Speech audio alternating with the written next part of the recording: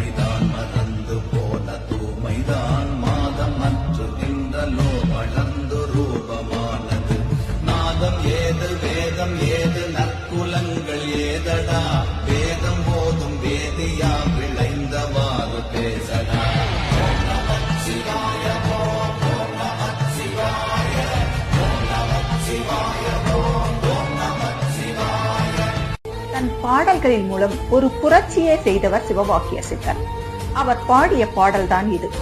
மாதந்தோறும் பெண்களுக்கு இயற்கையாகவே வரும் தூய்மை எனப்படும் உதிரப்போக்கு. அவள் தூய்மையானவள் என்பதற்கு சான்று.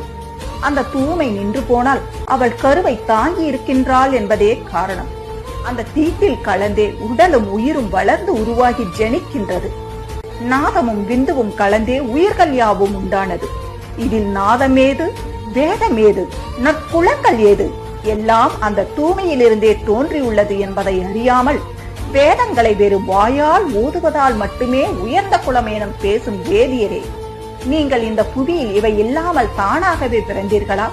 அது எப்படி என கூறுங்கள் என கேட்கின்றார் சிவவாக்கிய சித்தர். மனிதா, சிவனை பற்றிய பின் நல்லவர் கெட்டவர் சுத்தம் அசுத்தம் நன்மை தீமை என்று எதுவும் இல்லை. இந்த பிரபஞ்சத்தில் உயிர் உள்ள உயிரற்ற அனைத்துமே சிவம் என்பதை உணர்ந்து கொள்.